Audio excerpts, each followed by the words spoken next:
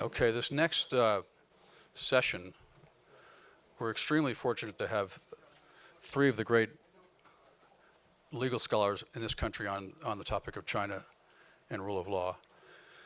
They'll be introduced in a minute by John Huntsman. I just want to say very briefly that I feel very fortunate to have John here, and he's going to lead this session. He's going to make some comments himself.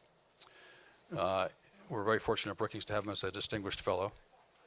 And I've spent the last 10 years talking to leaders in this country on the topic of China, political leaders, business leaders, educators. And as you all know, those of us who are interested in this topic, there are too few leaders in our country that are sufficiently deeply engaged in the topic of China. And John Huntsman stands out, in my mind, as the single most engaged public leader in the country. And I'm hoping that in the future he will be in increasingly important public roles because we could very much use him in the overall U.S.-China relationship. So I'm delighted to have him, and I turn you over to John. John, thank you.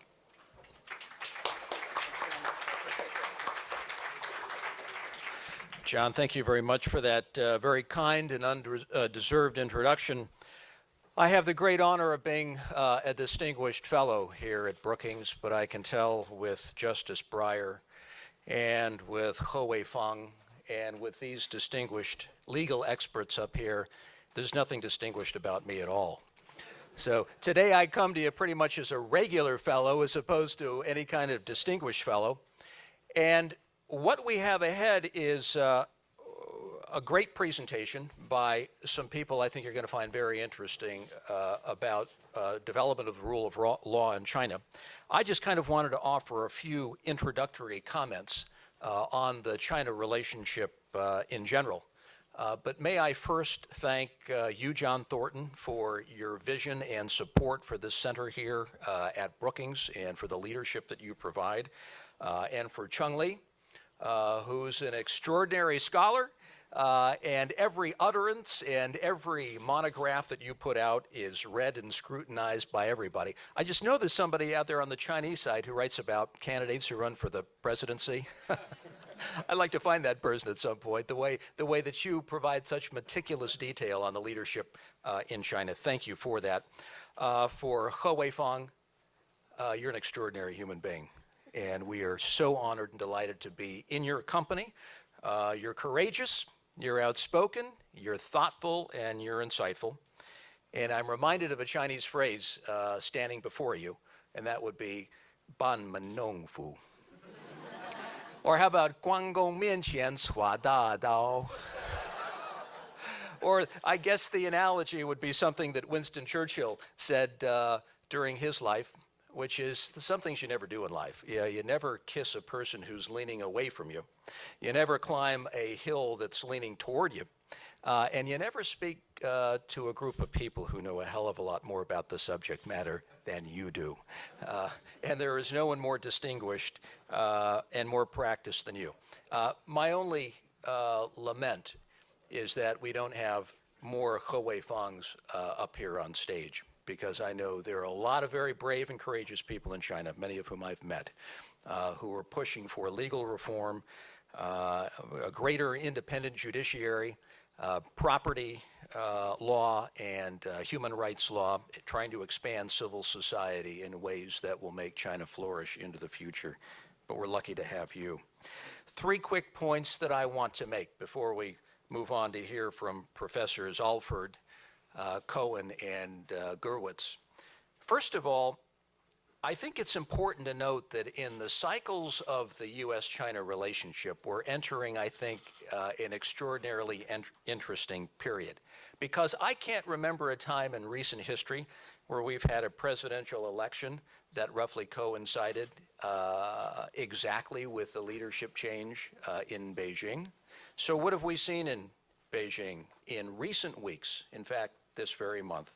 2,000 delegates visiting Beijing, putting together a slate of 370 roughly Central Committee members, chopping off on the 25 members of the Politburo, and some agreement around not 9 but 7 members of the Standing Committee of the Politburo, which I would referred to or considered to be the board of directors, if you will. And we have a re-elected president here on this side, which is to say we're going to begin the new year with a clean slate and an ability which is so unusual in the U.S.-China relationship to start fresh. And I hope that isn't missed. And there are a whole lot of people in this room, practitioners and professionals, who have a say in exactly how this relationship will evolve. But I didn't want it lost on anyone to leave this gathering here today without remembering that the cycles of the relationship are remarkably in sync for the next couple of years. Of course, there are always externalities, the events that nobody can predict that pop up from time to time that influence the overall trajectory of the relationship. But we're starting out fresh. And the cycles, distinct as they are, disrupted by politics on the Chinese side, on the American side, arms sales to Taiwan. As Wang Qishan used to tell me when I was living in Beijing, 我们中国也有政治. We also have politics in China. Sometimes you in America don't quite understand that. So let's recognize those cycles. And opening for reform, I believe, lies ahead. Number two, legal reform efforts in China will be central to any future reform agenda, broadly speaking. So we're ending, in a sense, the Deng Xiaoping dynasty. Why do I say that? Because we have the rise of the fifth generation, Xi Jinping, the first Chinese leader who wasn't anointed, so to speak, by Deng Xiaoping. And we're closing out the generation that is responsible for some important events, at least in my lifetime, with respect to broad openings in China. A, the diplomatic openings. If only those who want to recognize China will abide by the one China policy. Two, the opening of the economic doors, which have taken China from a relatively small economy to the second largest in the world today. And three, primacy of the party, with its 80 million members and 3,900 outposts around the country, which still lives on today. And now you have Xi Jinping rising to power, who has been given the party mantle and soon the military and the presidency. And before him will be new questions, much different than the ones that Deng Xiaoping was responsible for addressing and acting upon. And before Xi Jinping will be questions like, is China more repressive at home today than in earlier years? Is China more nationalistic in terms of its economic practices, particularly those among the state-owned enterprises? Has China become more assertive internationally? And I would argue that each one of these questions carry fairly profound rule of law implications. So as Xi Jinping rises to take the top position in China and now wrestles with new challenges and attempts to answer new questions, I would argue that many of them are steeped, based in basic rule of law doctrine. In fact, the most important steps, I would argue, ahead for China will be around bolstering the rule of law, because the implications are profound for expanding civil society, for human rights, for addressing the needs of ordinary citizens, for building greater economic certainty. Rule of law is an essential pillar of our democracy, but for China, rule of law is the best way of regulating and settling disputes in society and serving as a check against the abuse of power. So the real question for China over the next few years will be, what reigns supreme for the world's most populous country and the second largest economy? The party or the law? So despite setbacks in recent years, change is occurring.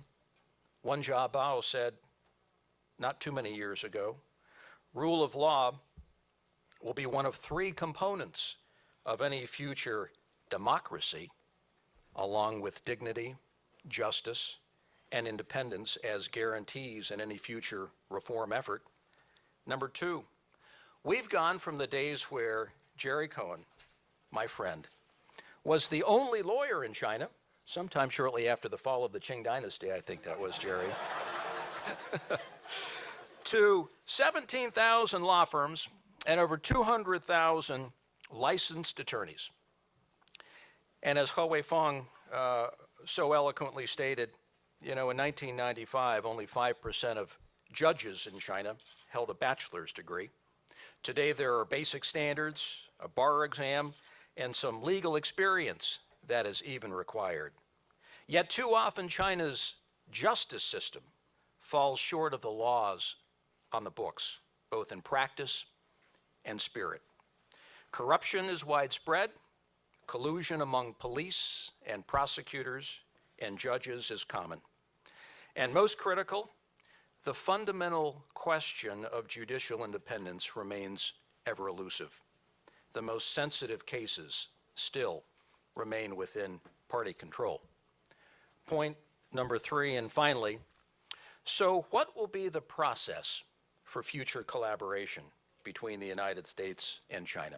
Something I hope that this distinguished group can talk about, because we have such firepower here in the United States with great universities, wonderful schools of law, and learned legal societies that are all too willing to share our knowledge around rule of law and our legal development. So how do we package ongoing efforts in ways that are coordinated and productive that will ultimately yield real benefits for the future and the people of China? So with that, it will be a great honor to hear individually from 3 distinguished experts up here, each of whom will take, I think, 15 minutes for a presentation, after which we're going to have a conversation and then use a few moments to open it up to the audience.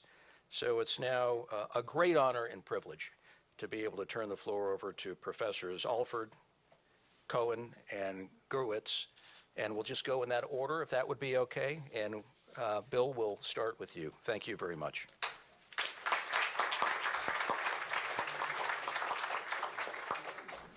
So thank you, Ambassador Huntsman, both for the introduction and for your superb service to our nation in Beijing.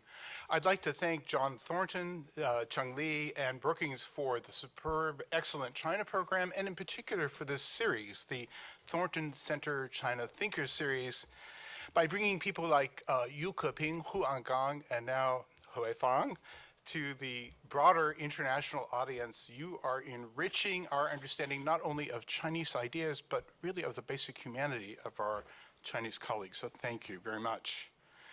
It is fitting that Ho Wei-Fong should be the first person from the world of law in this series, because as you saw in the last hour, he is someone of incredible courage, wit, incisiveness, and prescience. Now, in the interest of full disclosure, I need to say that we have been good friends for several decades, and I cherish memories from his visiting scholar days in the 1990s at Harvard, when we had lively discussions across the seminar table, experienced civil society by going to the Boston Symphony and New England Town Squares, and maybe best of all, enjoyed pickled tongue sandwiches at Rubin's Kosher Delicatessen in Brookline, which Wei-Fong tells me is very similar to what he was eating when he was a young man back in Shandong. Now, I want to frame my remarks today around Wei-Fong's writings, but also as exemplified in his speaking. Both because of my great respect for him and affection for him, I want to try to convey the majesty of what he has done, but in a friendly, constructive way, maybe push a little bit. He knows I'm going to do this on a few points. Specifically, I want to engage Wei-Fong's work in 4 respects that I trust will illuminate broader points about the challenges of law reform in China. So the first concerns the Chinese tradition. While Wei-Fong justifiably takes great pride in his heritage, as he should, he does not view it, at least prior to engagement with the West in the 19th century, as providing abundant resources for the construction of rule of law today. Now, I understand full well Wei-Fong's desire to avoid dimensions of the Chinese past that constrain liberty and law. And I certainly am aware, as I argue now for a greater attention to the Chinese past, how some observers in China do invoke it to try to avoid talking about reform today. That's not my goal. My own view is that both politically and conceptually, it is crucial to try to anchor the development of rule of law in China today more in the Chinese past. Politically, it is, to me, it seems hard to imagine the rule of law taking hold in China if it is seen, rightly or wrongly, largely as a foreign import, particularly since the early history of rule of law borrowings was not a pleasant one. It was initially forced on China to some degree. Conceptually, happily, there are great and abundant resources from which to draw, not that it's an easy task. Time being limited, let me just make a few points here that I'd be glad to amplify in the question and answer period. So the great Chinese classics provide us with some rich material for thinking about rule of law today, for grounding the idea. Think of the Confucian Analects, in which the ruler's legitimacy is inescapably tied to his duties to the people. Or how Mencius, one of his prime disciples, takes this further by explicitly justifying the removal of rulers if they failed adequately to serve the people. Or how Xunzi, another famous disciple of Confucius, repeatedly underscores the importance of equitable and clear law evenly applied to all in society, with possible exception of the ruler. Nor is this richness just at an abstract level. Several Chinese dynasties developed very sophisticated procedural rules to monitor the exercise of power, which rules officials were expected to know and to follow, and which rules, at least in some instances, gave aggrieved citizens some avenues for redress. Over the past 3 decades, scholars both in China and the outside world have uncovered massive, and I really mean massive, archival data that shows, contrary to the stereotype, ordinary Chinese citizens, say in the 19th century, the 18th century, did use the law, did invoke it to protect their interests. And at times in doing that, they were aided by experts in the law who may not have constituted a legal profession in a contemporary sense, but who knew how to use the law to protect individuals. And there was the institution of what was called the duchayuan, or censorate, an ombudsman-like figure whose job it was to try to check official abuse, even to the level of remonstrating with the emperor. Now, in making these points, none of this is to suggest that China's past alone is sufficient to root a rule of law. And it's also, to be fair to Wei Fang and others, the task of extricating what's most positive from the rest is a no easy job. But I do think there are important resources there on which we can draw. My second point concerns borrowing from abroad. Obviously, it is indispensable. And I personally am proud to have worked with a couple of people in the room, Randall Edwards of Columbia Law School and Stanley Lubman of Berkeley Law School, 30 plus years ago, to have established the first academic program on US law in China under the auspices of the Ford Foundation. And I'm also proud of the role of my law school and of my colleagues' law schools in educating people like Hu Weifang and hundreds of other Chinese scholars over the past 3 decades. But I do think we need to be as clear-eyed as possible. Historically, too often Chinese reformers and some of their foreign friends have taken too unnuanced a view of law here, which I think at times may make the task of law reform there more complicated. Our legal history has not always been what we wish it might be. The progress we have made is not inevitable, but often the result of hard-fought battles. And it's helpful to underscore how even today it can be challenging at times here fully to maintain the rule of law, that law by its nature is dynamic as society changes and requires constant vigilance, as Justice Breyer so wonderfully spelled out in his book, Making Our Democracy Work. Now, I can't resist one anecdote here, it's slightly light, but I hope germane. The dean of one of the great Chinese law schools a decade ago was visiting me in Boston. We went to dinner, and he said, "Can I ask you something very, very personal?" And I said, "Of course, you can ask anything." He said, "No, this is a really private, intimate question." So I was trying to figure out, is this salary? Is it religion? Is it politics? Is it sex? What is it? He leans across the table. He's very nervous about it. He leans across the table and says, Professor Alford, this separation of powers business, Santra and Fundley, separation of powers, you don't really believe it, do you? He was rather amazed when I told him that I thought it was a very noble ideal.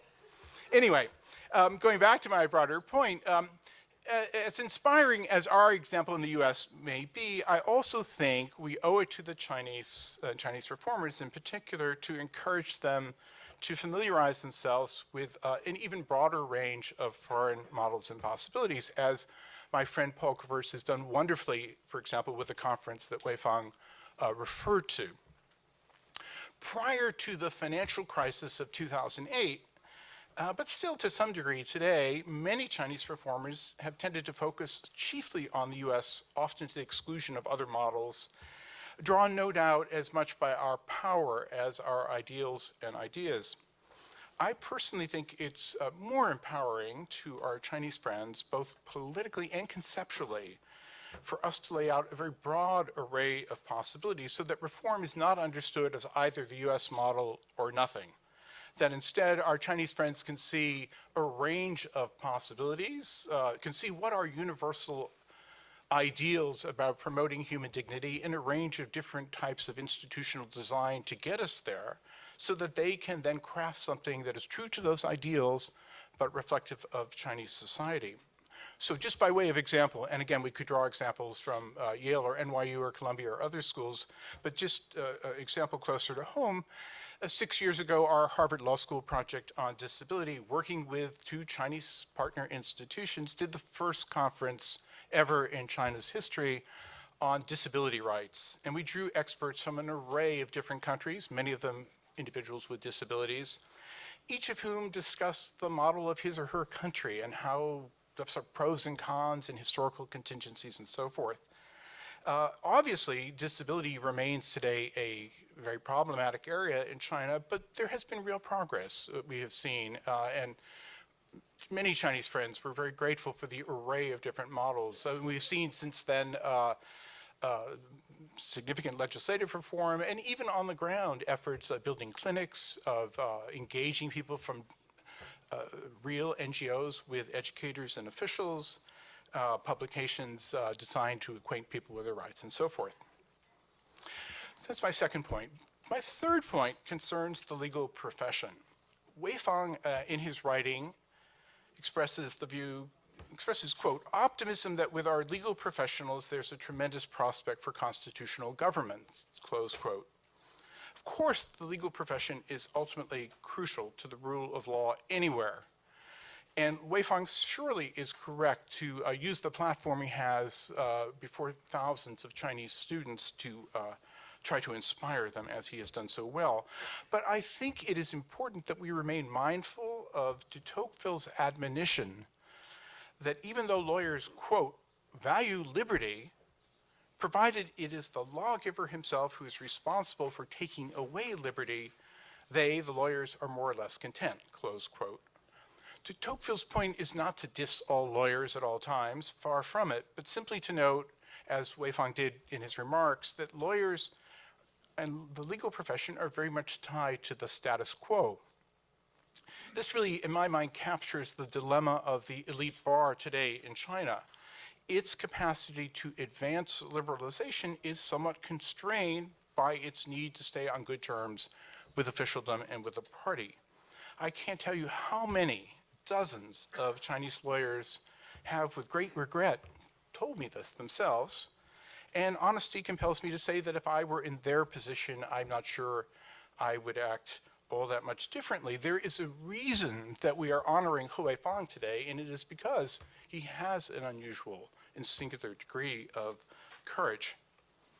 Now, of course, Weifang is not alone, but it is striking to me how much of the impetus for rule of law in China has come not so much from elite professionals, but from Chinese of far more humble and modest station.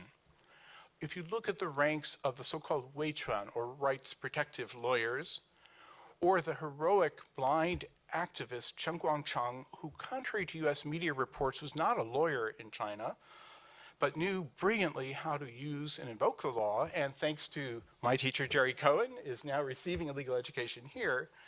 But you see a lot of the energy coming not from elite legal circles. Or if you consider the extraordinary work that other non-lawyer activists are doing, taking seriously the promises that the Chinese state makes in its law about environmental rights, consumer rights, disability rights, or combating discrimination around gender or disease, you see, again, a tremendous energy. These less obvious figures, some not legal elite professionals, some not even legal professionals, deserve more credit and more attention and more help from us if we want to promote rule of law in China. I would pause here just briefly to commend Wei Fang on being a public intellectual in China. He's been criticized for not just doing footnotes in the university, and although I'm a footnotes person, I think he's doing exactly what history best calls for. My former student Ella is looking at me nervously to finish, so let me get to my fourth and final point to conclude, and it concerns the incredibly hard but unavoidable question of politics. We long for the rule of law in China as a constraint on the powerful, but how do we get there from here? So Wei Fang has not been hesitant to say it takes bold political reform to get the rule of law, but again, the fact we're honoring him today indicates that, again, he is unusual. Too many scholars, both Chinese and foreign, have instead acted as if legal reform itself will be the driving wedge for political reform so that they can avoid having to confront these very difficult questions of political reform now.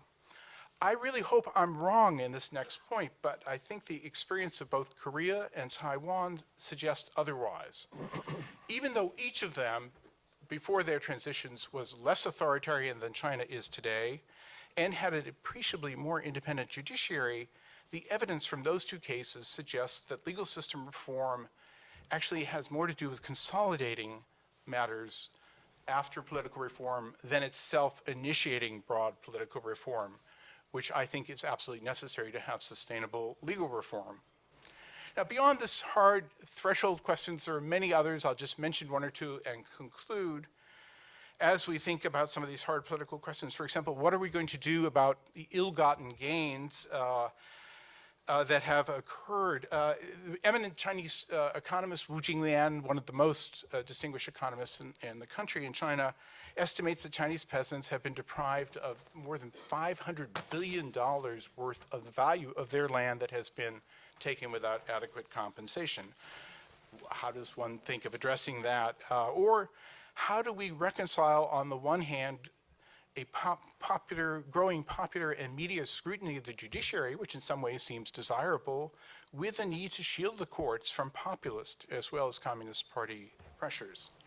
Now, there are no easy answers to these or to many of the other questions that we'll talk about today that China poses, but I do feel strongly that we are blessed, really that's the right word, blessed to have so gifted and courageous a friend as Wei Fang, a champion really for his country in leading it toward rule of law, and a teacher and inspiration for any of us outside of China who are engaged with law. So thank you very much for having me today.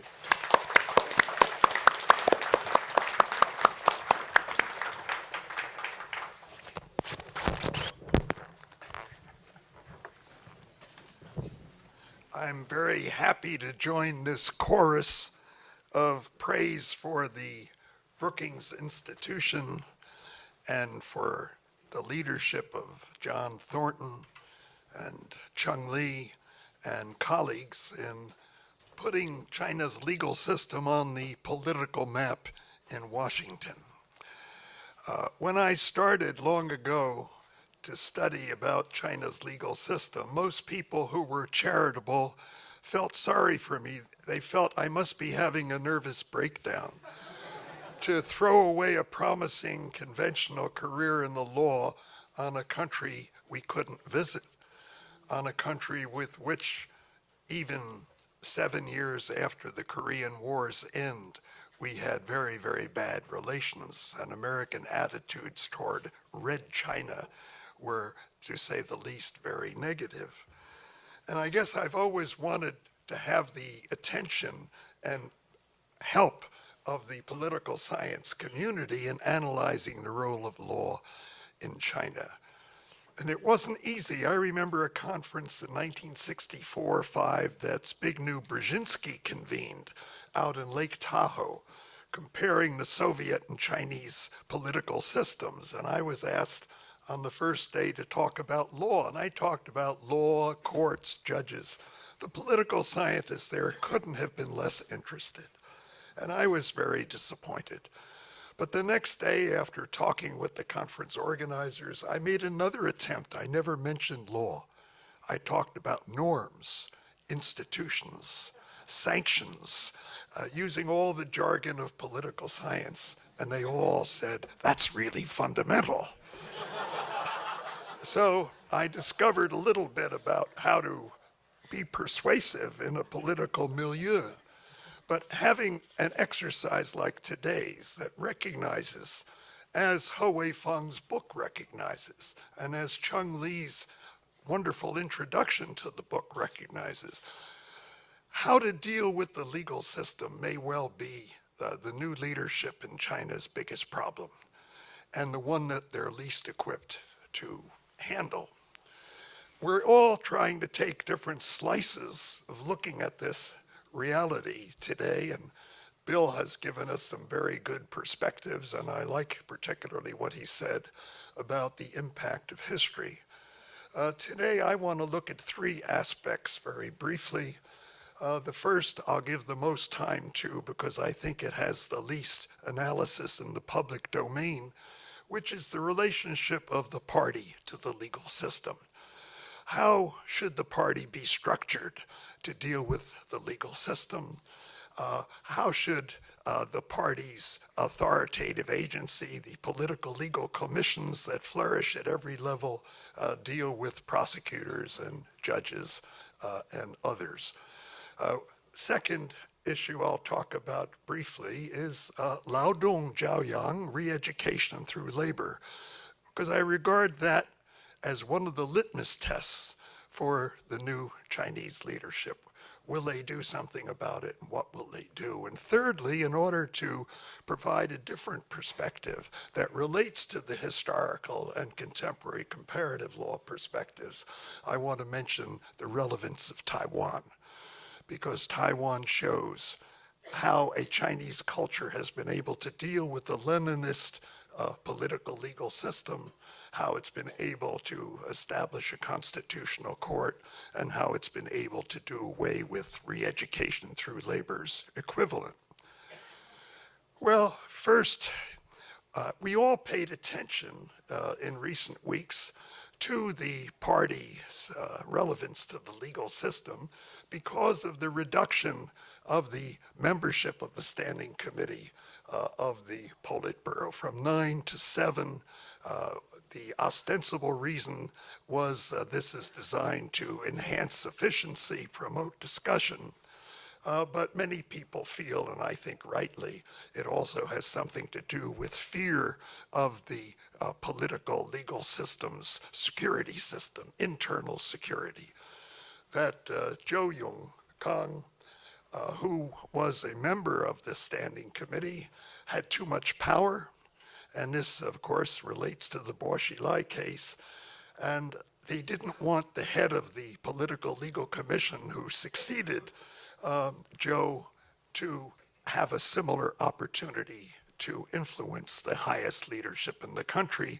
And so, rather ostentatiously, they reduced the number of people on the Standing Committee from 9 to 7, dropping the position of the Political Legal Commission's chief to the Politburo. And the new successor to Zhou, Mr. Meng Zhenzhu, currently Minister of Public Security, is now filling that spot. Well, that creates some awkward problems because it's a new shift in political legal relations. It raises, first of all, how will the Standing Committee, the Charm Seven, keep track of what the Political Legal Commission is up to. Are they going to have a watchdog? Who is it going to be? From one point of view, you could argue that Wang Qishan, who's a very capable person who's been put in charge of the Party Discipline and Inspection Commission, some people wrongly think that's a kind of demotion away from his economic responsibilities. I think that's a mistake. Wang is a highly intelligent, very capable man, well qualified to deal with the immense challenge of corruption among the Chinese business elite and their relations to government. But you could argue because the Discipline and Inspection Commission is so intimately connected to the legal system, even though it precedes the legal system, it's not part of the government, that Wang could take that brief of watching the Political Legal Commission on. But I think it's likely to go to the person number 3 in the party ranking, I believe, Mr. Zhang Dezheng, who is going to be responsible for the National People's Congress, because it's the NPC to which the courts, the procuracy, and the executive agencies, all the relevant ministries, has to report. So logically, from the point of view of good government, one would think that Zhang would be put in charge. But more than that, they have to figure out how is he going to exercise supervision. And beyond that comes more fundamental questions about what should the new Political Legal Commission's powers be. We have these wonderful suggestions by He Feng with Professor Xu about how radically to reform the legal system. If you really want judicial independence, then many major steps have to be taken. I just want to talk about some of the most immediate and fundamental issues. And one Professor He mentioned before, which is, should the Political Legal Commission continue to have the power to decide individual cases, concrete cases? At the end of the 1980s, before he had to step down before the Tiananmen tragedy, the then leader of the party, Zhao Ziyang, was trying to get the party out of court decision-making on individual cases, leaving its function to policy questions and a number of general ideological and other questions, and even tolerating party selection of the leadership of the courts and the procuracy. Well, when Zhao Ziyang fell, that idea fell. But now, after so many years, it's receiving renewed discussion. And we'll see whether the leaders of the party are willing to clip the power of the Zhengfawei, the Political Legal Commission, so they don't decide individual cases.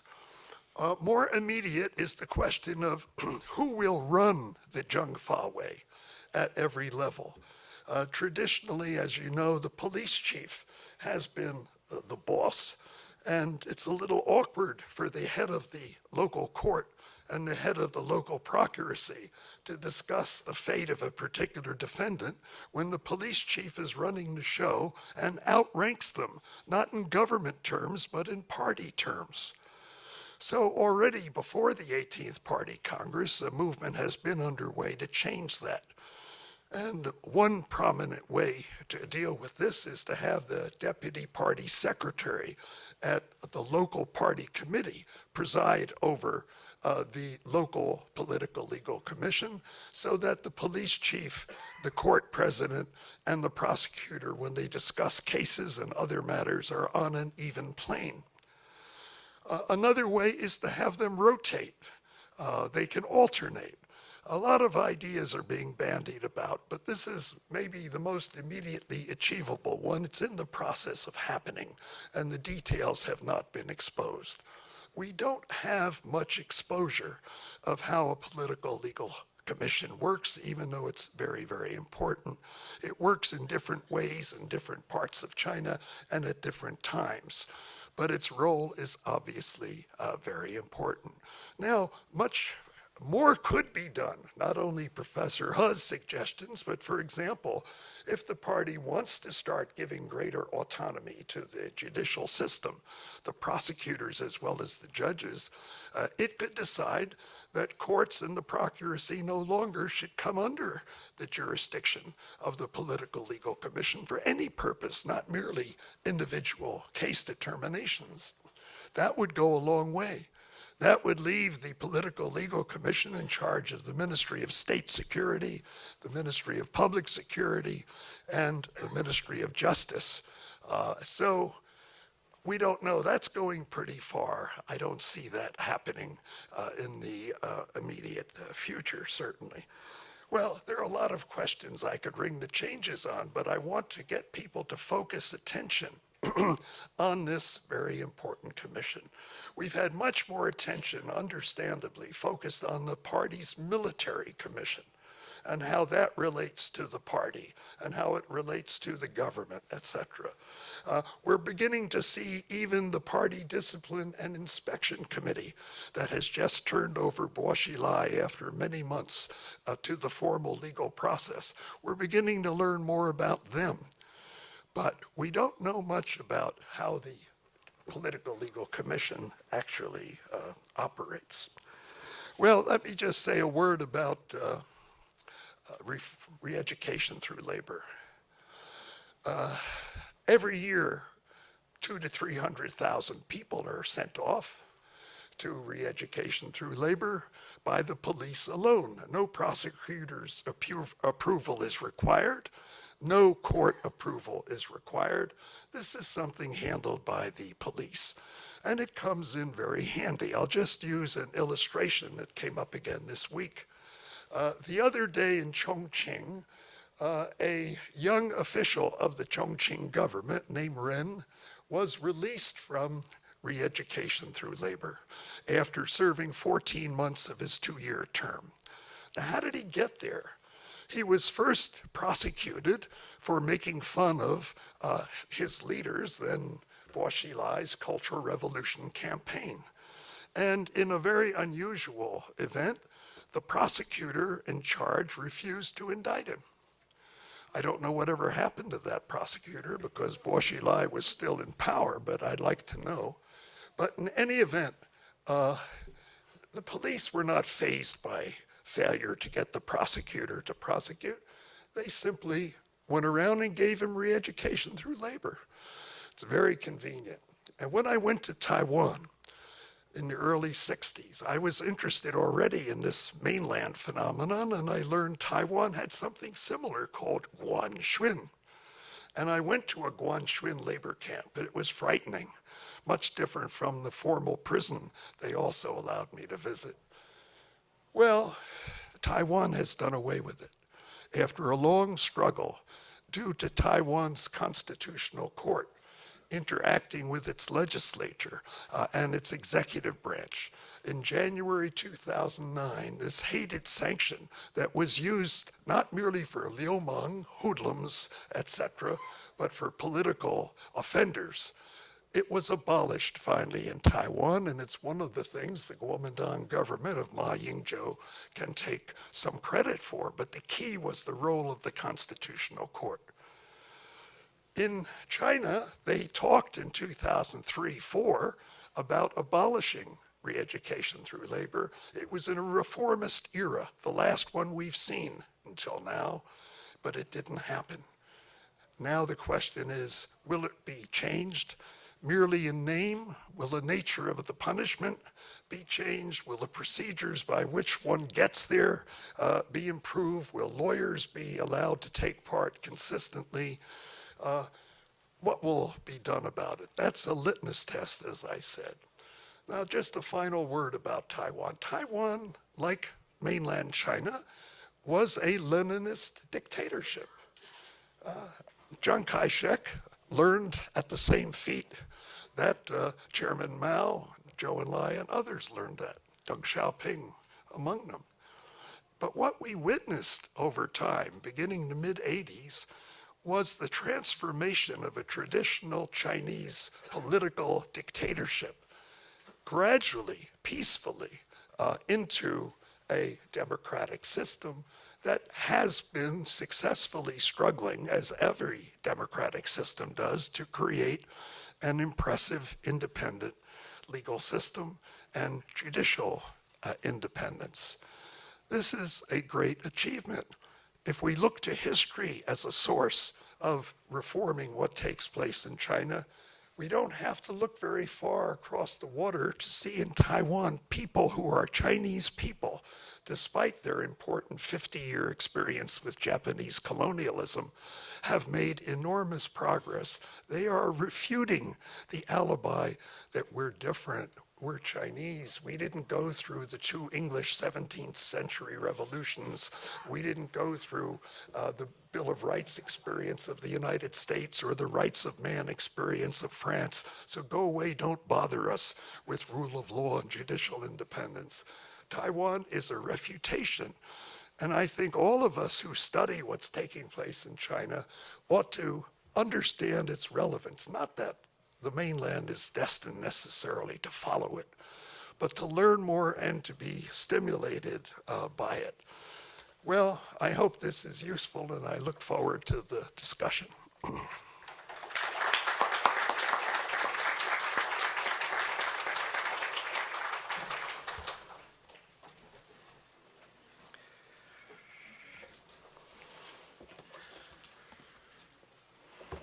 Thank you, Ambassador Huntsman. Thank you, John Thornton and Brookings, for your exceptional China program. And thanks, of course, to Chung Lee and colleagues for organizing this really wonderful day of activities. Whatever Chung Lee may have called this event, and I've actually forgotten what he's called it, it's above all a celebration of Hu Weifeng. Hu Weifeng is a remarkable figure. He's brilliant, he's learned, he's courageous, he's a tenacious person with the soul of a saint in fighting justice, fighting for justice, and at the same time, he's a soul of wit who somehow convinces us that fighting for fundamental change in China is a joyful activity. But don't be fooled by the twinkle and sparks of wit that flow from him as readily as sparks flow from an iron factory. As China watchers know, to forge iron, one must be strong, and Hu Weifeng is strong. The panel has been asked under a title that I do not exactly remember, to talk about the prospects and changes and challenges of legal reform in China, and I'm certainly honored to share the stage with such distinguished colleagues as Bill Alford and Jerry Cohen. Of course, none of us know for sure what the prospects for the rule of law in China are. Partly that depends on the time frame. If you look at the last 30 years, day by day, progress seems slow. The challenges and frustrations seem large. Hu Weifeng endures them day by day. If you look at the time frame the way an historian would, 30 years is a blip on the screen. And China's progress on so many fronts, and I would argue on the front of legal reform, has been remarkable in that blip of history. So both time frames, I think, have truth. The reformers that I know, the wisest reformers that I know in China, try to keep and do keep both time frames in mind. And since I try to follow the wisest of Chinese legal reformers, I always try to keep the double time frame in mind. Surely the last 5 years have been disappointing. Much less was done than optimists had hoped would be possible during Hu Jintao's second term, but hopes for legal reform seem to be rising again, not, I think, because anyone imagines that China's new leaders have in their desk drawer a program for legal reform that they're just waiting to implement impatiently. Probably not, but optimism, I think, because the need for legal reform seems so clear to so many people. I think any effort to seek truth from facts would reveal that continuing and broad legal reform is needed to sustain China's strength, to sustain China's stability. And there is a rising demand for it within Chinese society. I wouldn't say that that demand is necessarily framed in terms of we want legal reform, we want rule of law, but they want the things that a strong and better legal system can provide to China. More orderly ways of addressing grievances, more fairness, less corruption, more transparency in government, more limitations on government, and more practical ways to implement legal rights. So I want to comment on three. Three seems to be the number for several of us. Three areas of law where there's ferment in China, and to point to some aspects of each. The three areas are judicial reform, administrative law, and constitutionalism. And for the sake of making a contrast among the three areas, I'm going to simplify things a little bit, but I hope that I will thereby put some reasonably important issues on the table. So first, with respect to legal reform, there certainly have been some very significant judicial reform, starting with judicial reform. Judicial reforms over the last 30 years, and the reforms continue to be made. The civil litigation system has, I think, become much improved. There's a brand new civil procedure law. There is growing professionalism among judges, which is very encouraging and can produce long-term effects. Hui Feng has written about this, although Bill Alford just offered some less optimistic cautionary words about what to expect from that professionalism. There's a new criminal procedure law. It's just gone into effect. As a general matter, its implementation is completely up in the air, and more specifically, I think there's no reason to expect that this new law is going to be followed in the political cases that the party considers to be important. But major issues have been given new attention in the law: police torture, coerced confessions, role of defense lawyers, sentencing reform, and so forth. The key problem, and this is the point I want to make about judicial reform, the key problem is that the fundamental principle of judicial independence is still not really accepted by China's leaders, even though it appears in the Constitution, it appears in the 18th Party Congress report, it appears in most of the party documents. Indeed, one of the disappointing things in the last 5 years is that after a quite reform-oriented presidency of the Supreme People's Court under Xiaoyang, the person who replaced him as president of the court was a non-lawyer who came directly from the Zhongfa Wei, from the party, and he became a symbol of non-independence of the Chinese judiciary. And I think it's fair to say that the CCP still sees a truly independent judiciary as an unacceptable diminution of administrative power and the party's power. Even though I share the arguments that Hui Feng and others make that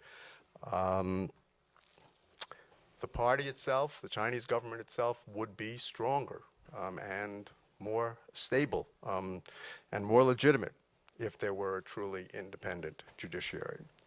So the obstacle here for judicial reform, as I see it, is in the political structure and ideology, which does not accept separation of powers and checks and balances, and thus doesn't accept true judicial independence.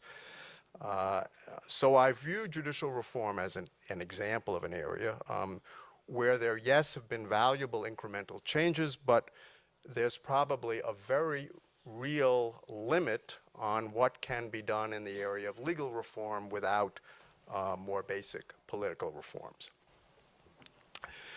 The second area is administrative law, and I'm going to here tell a somewhat more positive story, use this example for a more positive story. And I want to emphasize two administrative law developments. Please don't glaze over at the mere words of administrative law. It is an exciting terrain in China, even more exciting than it is in the US. It's the sphere of public law that is the most vibrant. So the two examples I want to give you are the promulgation of National Open Government Information Regulations in 2008, OGI for short, which is China's version of our Freedom of Information Act. Implementation of these OGI regulations have been thus far quite imperfect, but as my Yale colleague Jamie Horsley has documented, the Chinese public's response to these regulations has been enthusiastic and vibrant. There have been a huge number of requests filed for information, and the government is quite often taken to court if it refuses. And so this is a significant development in the administrative state in China. The second example I want to give are guidelines issued by the State Council, also I think in 2008, requiring increased public participation in the development of administrative rules and regulations, requiring that virtually all draft rules and regulations be published in advance, that is other than those in state security and national security area, and be open for public comment. In other words, China's implementing a mechanism similar to what we here would call notice and comment rulemaking. That too, the implementation has been imperfect. But I'm excited by these developments, or certainly consider them noteworthy as pointing to a positive story, because these OGI rules and public participation rules, in my view, reflect or at least embody a profound change in the relationship between the state and the people. And I mean, China for thousands of years has had a secretive government for thousands of years. The people have been kept at bay from governance, and these OGI rules and public participation guidelines, and I recognize the problem of implementation, as always a serious problem in China, but these new rules give the Chinese people a greater role in governance. And most crucially, I think they change the public's expectation of the public's relationship to the state. Chinese citizens believe they have a right to know.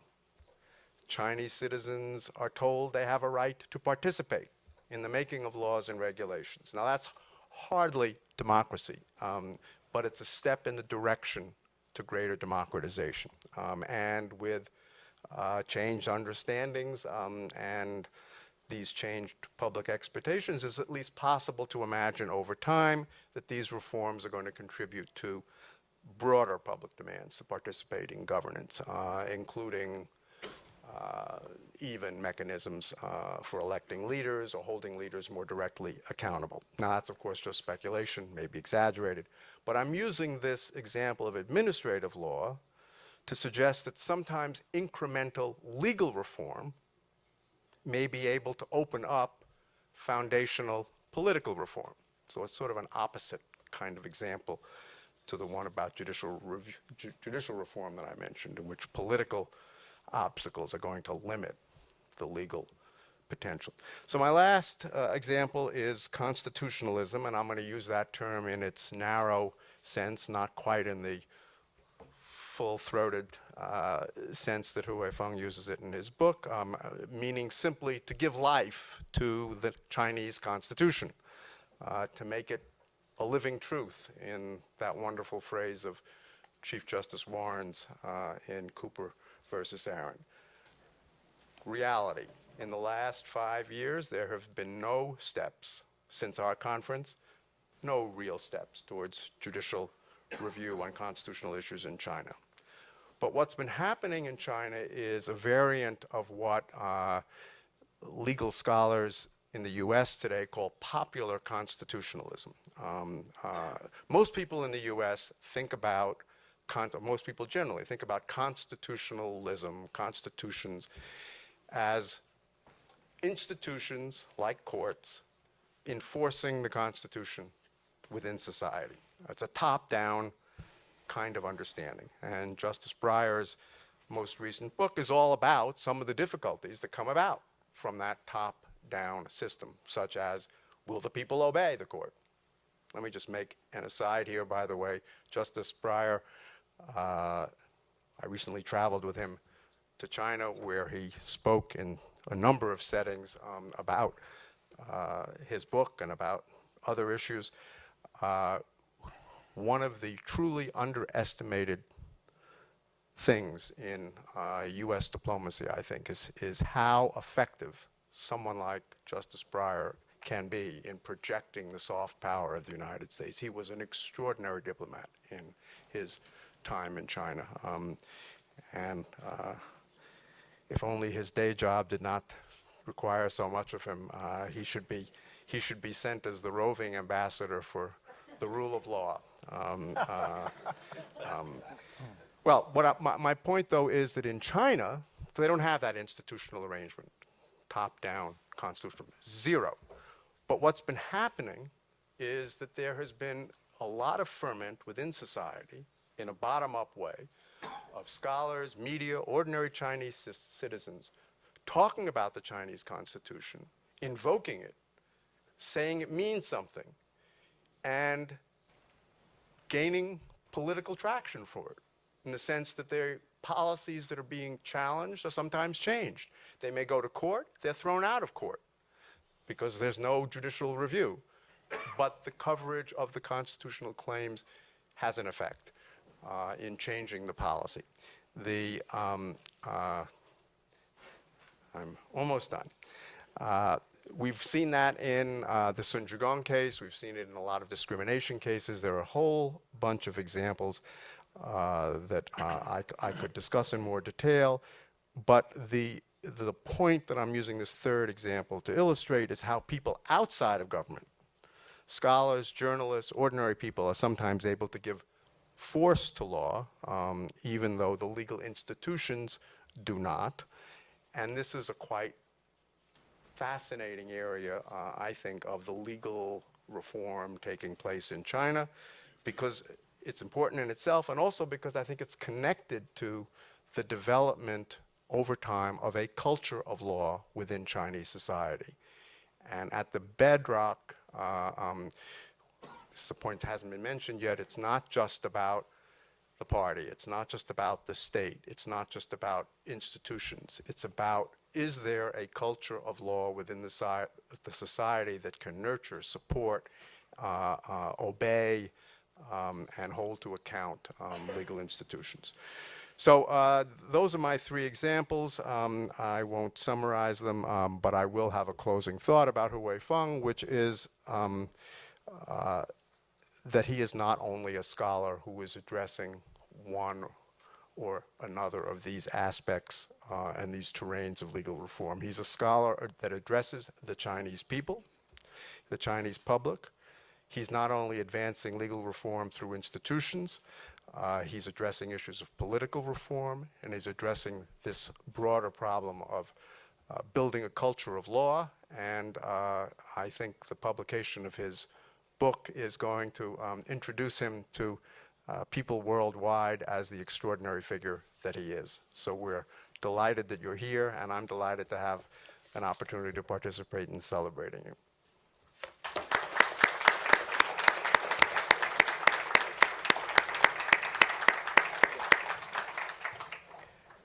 Thank you, Paul and Jerry and Bill. And now for the fun part of it. And we don't have a lot of time left, so we're going to jump right in. And here's what we're going to do.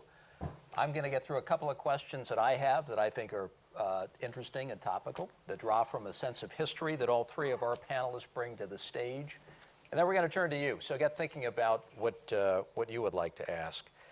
But I'm going to ask our panelists as well to do something that is totally countercultural.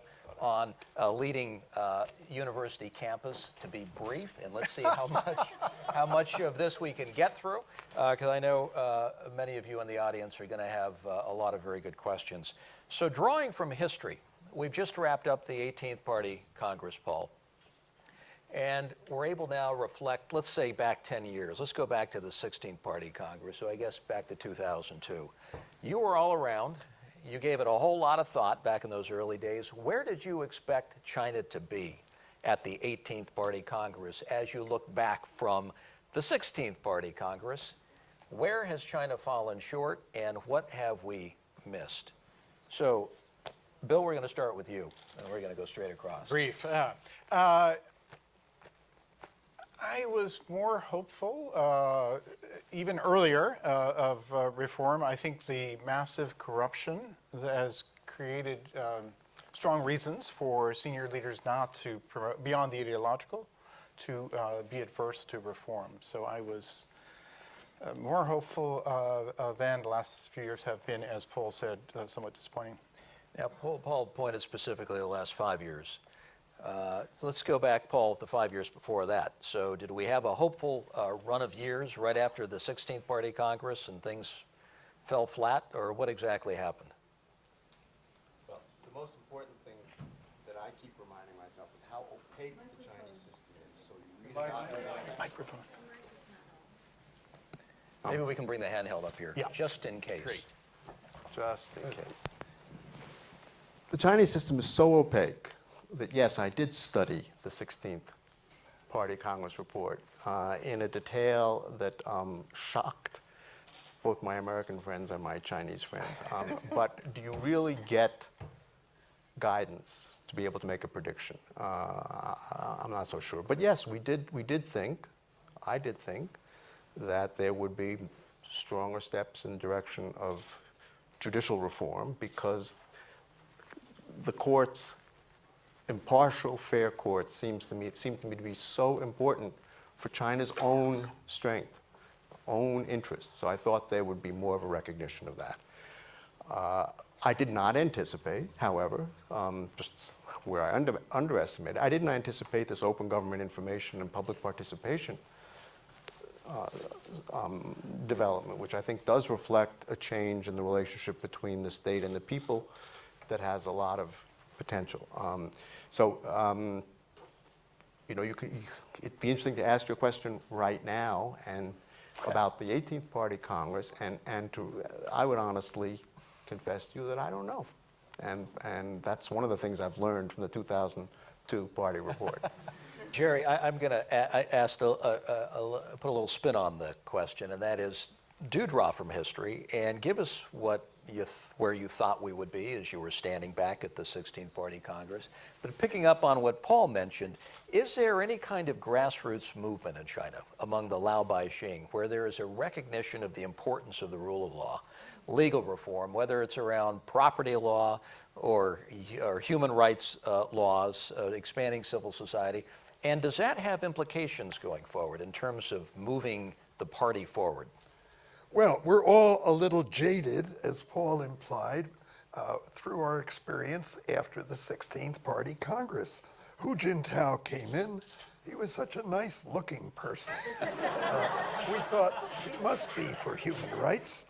And then we had this extraordinary optimism, not just foreign observers, Chinese insiders, the most important law reformers, some of them, told me flatly in 2003, the NPC is about to abolish re-education through labor. Flatly. And they were flatly wrong, because the Ministry of Public Security and the party, political, legal, they're formidable foes. They're willing to make a concession here or there, but they fight a last-ditch battle and they win. So that's what we learned, and it was very, of course, disillusioning. Then we thought, look, the first term of Hu Jintao, he's still controlled by the previous leaders. But in the second term, we'll really see. He'll come into his own. And what we've seen is this backward movement on human rights. And yet it's not absolute, because, as others have also said, some good laws have been passed. And sometimes that's the compromise. The party says, we'll give you this in a good law. We'll have a new revised criminal procedure law go into effect January 1st, and it has a number of real improvements as well as some setbacks. But the compromise is, we'll give you the piece of paper, but we'll keep the practice. So that leads to the Shakespearean problem of keeping the promise to the ear, but breaking it to the hope. And that's what we're seeing. Sometimes Chinese scholars, they'll go for better pieces of paper, but keep quiet about practice. I asked at a conference about 6 years ago at People's University, why don't you speak out about the way the criminal procedure law is actually being enforced? And one promising young law professor said, it's too early to worry about practice. So I said, when will it be time to worry about practice? So Now about the Lao Baixing. the Lao About any Baixing, grassroots nascent movement. China remains a non-transparent society. It's hard for us to give any scientific answer. I like to interpret reality in a way that I find optimistic.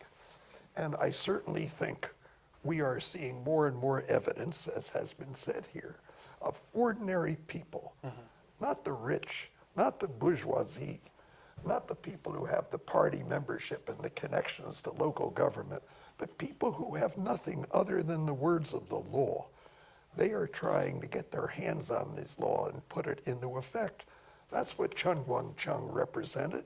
People literally taking the law into their own hands because the local lawyers wouldn't help him. Even the local disability society, headed in Beijing by Deng Xiaoping's son, Deng Pufang, wouldn't help disabled people in Shandong province. So he had to turn to himself. And that's why eventually they cut him off. Because if you have the people taking the law in their own hands, that is the most effective challenge to the party's authority. All right. We're now going to look forward. I'm not going to ask for any forecasts. I'm simply going to ask what the appropriate role is for the United States in all of this. You've all been involved for years, supporting and leading various programs that have been very specific in their focus, some broad in their focus. But as we move forward, how does the United States corral this brain power, the firepower, the expertise, and use it effectively? And is there a legitimate role in terms of one of the major bilateral issues between the United States and China, the whole area of legal reform? Bill. So thank you. So I think the broad and variegated way in which we and the United States engage with China on these issues is actually better than a more designed top-down way. And so the government's engagement, the role you played when you were ambassador certainly was very constructive, but I also think that kind of expansiveness and messiness of American civil society and different universities offering different models of engagement with China, American NGOs, I think that tends to be very positive. As I said in my remarks, I also hope that it's more than just bilateral. I think the Chinese benefit greatly from seeing that the Europeans may do things in a different way or the Japanese in a third way. But I think the somewhat uncoordinated nature of how we do things is actually very both beneficial by offering a lot of different examples and also is demonstrating in the doing one of the values that we're not an entirely top-down society, that ideas germinate from many different sources. Jerry, your views on dexterity and coordination? Well, we've heard plugs for Harvard's program and for Yale's. I don't want to be deficient in mentioning NYU's program. It's which one of them are you going to mention is the question. Of course, we should go on trying to cooperate with Chinese experts, including many government experts. They want our help. People who are officials even want to see us unofficially if they can't see us officially. They thirst for knowledge, and we should try to continue to work with them to provide information. Our NYU program just opened a new website. We hope it won't be blocked like our main website. To talk about our experiences and legal problems of administering the death penalty in this country, the legal procedures for the death penalty. I hope that'll be useful. But frankly, the most effective thing we can do to promote human rights in China is to improve our own example. The Chinese people are not foolish. They have access now to all kinds of information. I remember doing a Voice of America broadcast a few years ago about criminal justice in China. Every question I got from China concerned America's failing in our domestic human rights. So we can't go on saying, do as we say, not as we do. They look to us for being a model. So we have to walk on two legs, as Chairman Mao admonished us. On the one hand, cooperate to the extent we can overtly with China directly. On the other hand, improve our human rights challenges, which have accumulated in the last decade. Paul, final word. How do we maximize our tools? Next to final word is the problem with Jerry Cohn is that he's such a pioneer that everybody believes that we have a piece of ownership of you. Nobody remembers that he's a Yale College, Yale Law School graduate. Nobody remembers that he taught for how many years at Harvard Law School? Almost 2 decades, right? So you just have to live with it, Jerry. So for me, just the only thing I would add is that there seem to me to be two paths that are open practically. One is a path of open criticism of China's deficiencies in the legal area and in the adjacent human rights area, and the other path is a quieter path of engaging cooperatively the reformers and the people in government who are reform-oriented to try to move the ball forward that way. And my basic judgment is that both paths contribute. The path that I've chosen is the cooperative engagement path. Do I think that's because I think it's the best idea? Honestly, I think it's just temperamental. That's the kind of person I am. So I prefer doing it that way. But those are the choices that I think are open to the U.S. government, open to people in the U.S., open to Brookings, open to anyone in the U.S. who wants to engage China.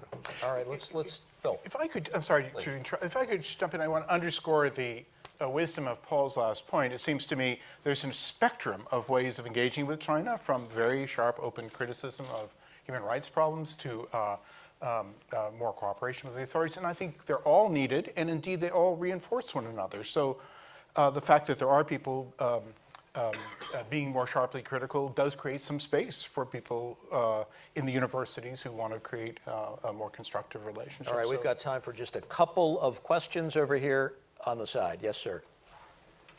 Yes, right there.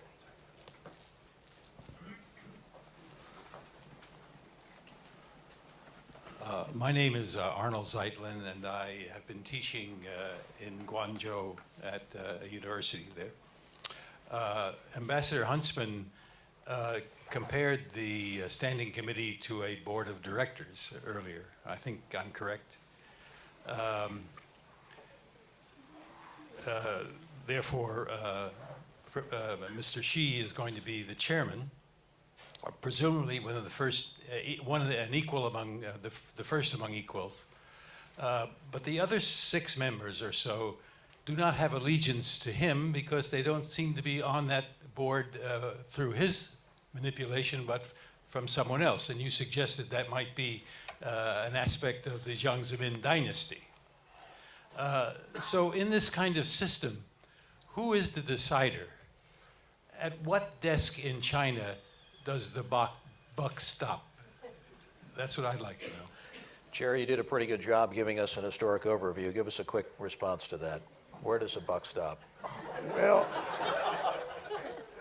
what the Standing Committee of the Politburo generally has done is divide operational responsibilities.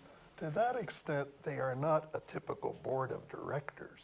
It's more like a board made up of executive directors who are internal company people responsible for different departments of the company's operation. So that's a very important issue, and we're used to boards of directors that represent different interests. That's why a minority shareholder wants a seat on the board, in order to represent a view different from the dominant view. But you're putting your finger on a very delicate question. But this is a conservative bunch that has learned to operate from consensus. They have a spheres of influence, respect for each other's sphere of authority, but when it comes to important issues, they have to talk them out and try to reach a consensus. And that's why it's hard to reform, because the consensus usually ends with the lowest common denominator. So it's not a very efficient system of government, except it looks to many people more efficient than our own. We'll leave it at that.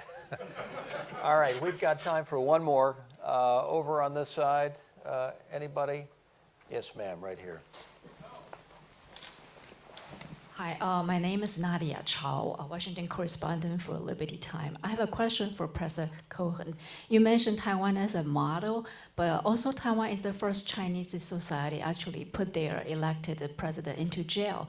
So when Chinese leaders look at this, is this still, inspiring to them for a role model? And some of the people outside of Taiwan advocating medical parole for President Chen. I wonder, would you like to have a comment? Thank you. Well, I could invoke the rule of relevance against the last question, but I won't. I think Taiwan is a model. And if it's necessary to put a president in jail in order to show the country really forbids a massive corruption on the part of its leaders, then it's done the right thing. If you put a president in jail for political reasons, that's another story. South Korea has had to figure out how to draw the line. No system can be very attractive to leaders if every ex-president goes to jail. But in Taiwan, this guy has been proved to have stolen, with his wife's help and that of his family, etc. And his son is a NYU LLM graduate, I should point out, although I didn't teach him anything. But the fact is, that's a very serious corruption situation. Now, China is facing massive corruption. I would like to see each one of the leaders who has built a fortune through his family, etc., investigated in order to see to what extent that success has been a product of corruption. But the trouble is you would end up destroying the party, destroying the system. And by the way, with respect to courts, we keep talking about political influence because that was the problem today. But courts have been distorted in their impact, their judgment by many factors. Corruption is one, local protectionism another, and the most severe and hard to eradicate is guanxi, relations, who your friends are, your cousins, your classmates, etc. How that's going to be eradicated is difficult, and that's where ethics, legal ethics, the least taught subject in Chinese 640 law schools is legal ethics. And it's very boring to study legal ethics unless you have an unusually good teacher, but it happens to be very, very important. And Taiwan, again, when I say a model, it's worthy to be studied.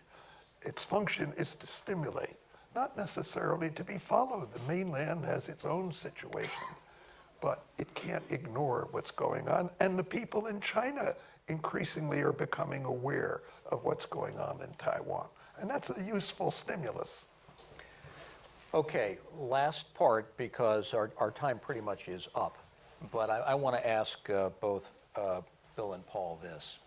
If you were to sit down with the new 7 members in total, the board of directors, if you will, the members of the standing committee of the Politburo, and you were to get their insights, Bill, on how they perceive our legal system here in the United States, which parts they like, which parts they don't like, and Paul, for you too, real quick, what is going through their head as they sit around that table, newly constituted, as they look at our U.S. system? So I think some of them would see advantages in our system. Li Keqiang, who's likely to be the new premier, is law trained at Beijing University, and I think he would understand. I do think some Chinese leaders understand that all this pent-up energy and profound turmoil and change in society needs constructive channels through which legitimate grievances can be put. So some people, I think, would think that. Others, I think, would think the decline of the United States, which some Chinese leaders believe is happening is traceable to our having too many lawyers and too much litigation and such a divided form of government. Paul, final word.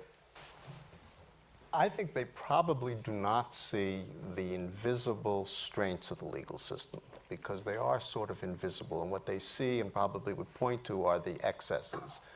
Too much litigation, too much tangling up of government officials, too much conflict in the courts. And they don't yet fully understand how much a strong legal system can contribute positively. They see the extremes. And by the way, so do we, I think, see the extremes in our own system, and many of us are in favor of some reforms in our own system, as Bill was indicating in his remarks. So I'm curious, what do you think, if I may actually give you the last word? It's a good thing time is over. We'll save that for the next conversation. But Bill and Jerry and Paul, and to our friends here at the Thornton Center, Chung Lee, foremost among them, we thank you all very much for being here. Well, I have a quick announcement, but before that, what a wonderful panel, and Paul asked me about the name of the panel, so it's a dream panel. And the announcement is that, okay, the announcement is that Governor Huntsman has another commitment. He needs to leave immediately after this panel, and we let him to leave, like the captain of a dream team to leave first. But thank you so much for a wonderful, wonderful discussion.